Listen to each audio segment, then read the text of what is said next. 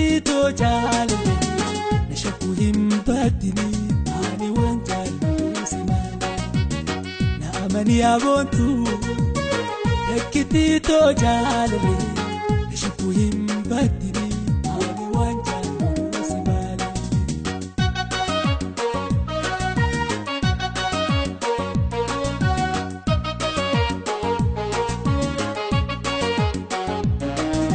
Safi ya raborus hamajirutia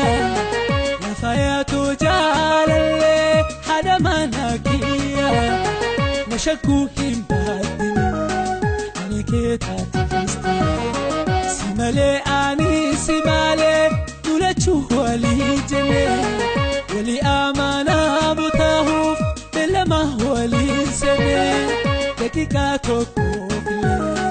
awatana Dakika toko awasini manu ya bontu Ekiti to jale chiku himbati ali wanjalo simana manu ya bontu Ekiti to jale